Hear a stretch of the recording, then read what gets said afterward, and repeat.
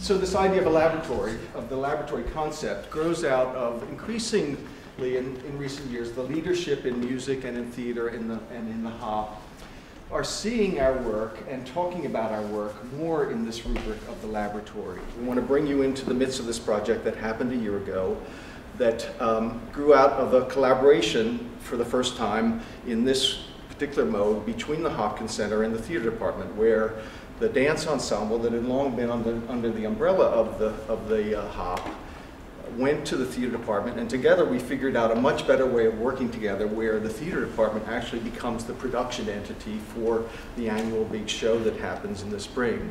And it was phenomenal. And so not only us as collaborators, but others dove in from across the campus, and that was really part of the idea.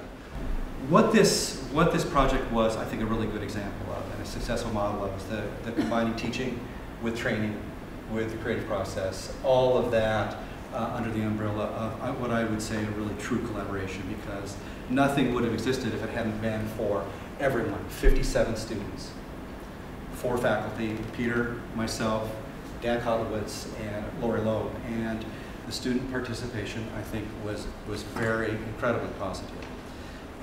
What the work yielded in terms of student participation, student community building, and just students finding a better understanding of very difficult subject matter themselves.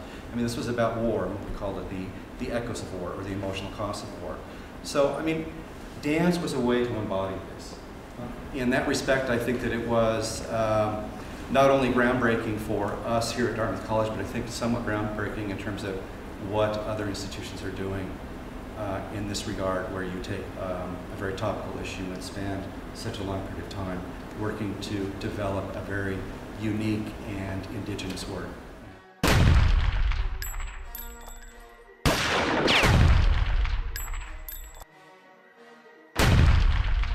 A lot of the narrative and the choreographic elements of the piece were created simultaneously with the visual elements, which in theater is unusual. Usually you have a text and then everything plays off of that text. But there were certain moments here where actually sometimes the visual media would be the impetus for a particular movement. So the collaboration between those elements was really pretty dynamic and interesting. What I have here is just it's a program that we use, and I wanted to show you how it worked a little bit and what the potential was. So if you look up on the left, there's something called a movie player, and essentially I just have a movie that's in there, and I can patch that movie player over to a projector, and it will appear on the screen. And then I can manipulate these things in a host of ways. So I'm putting a colorizer on the thing, and I can change the color on this, and I can change the hue. This actor just has a very specific purpose. It just takes the edge of the images and pixelates it. And sometimes it's interesting, sometimes it's not so interesting. I love this one. There are 2 films going on right now. I can't see one. One is a river. And I can take the river and I can put it into the highlights or into the dark parts of the image. So I've controlled this with my mouse. So as I move it over, the dark parts of the image disappear and the river appears underneath it. And then I can do, by moving my mouse up, it goes over the light parts. And then you can do a diagonal, and eventually you can take over entirely if you want. Lori and her students created this, and they actually just created one dancer, and then I just multiplied them and made a little kick line of them. And you can see these are actually, I tend to try to make this look like what that is. So each of these is one of the dancers. So I could take any one of them and can make them much bigger. And I can move them around wherever I want as well. So what we're going to do is play, it's a 5-minute edited version of Viscera. So you're going to see little clips of it. You'll see clips from watching. So this is the very opening of the piece that we call almost the preset. The theater's light, and we see the sort of ghosting effect where the performers are coming in behind, behind the screen, which is animated with the Baker Tower, of course. And so this was how the whole piece began, as people were coming into the theater. This was a piece that I choreographed, and this was about the transition that a person goes through before they become a soldier, actually. We drew from poetry, we drew from journals on war, we drew from military language, psychological, psychiatric reports to create our movement metaphors. Oh, it's just another day.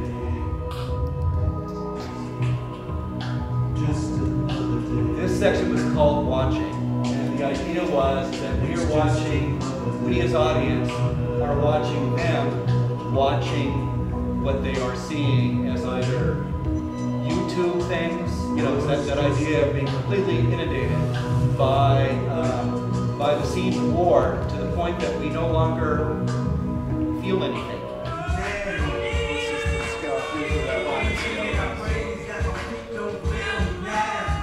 This piece, when we learned it, it felt a little bit like boot camp.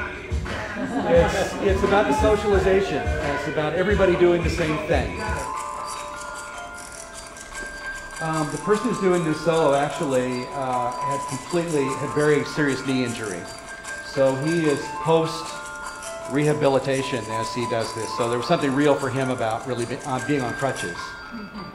And this, of course, is about the person who returns, the person who is in rehab, and how we see this person. And this is just the very, very end. This was our message of sort of hope. What I want to call the group chorus that ended the entire piece. Very slowly, we all came together into this group moment of. And this is a lot of ensemble. This is a lot of repetition and unison movement. And we usually, we usually don't do that because it is so predictable. But in this case, we felt that this had to be the end of this piece. In terms of the physicality of the process, we'd never worked with text before. I mean, I'm a trained dancer, never worked with theater students, so that was very, very interesting. We never did any of the digital stuff.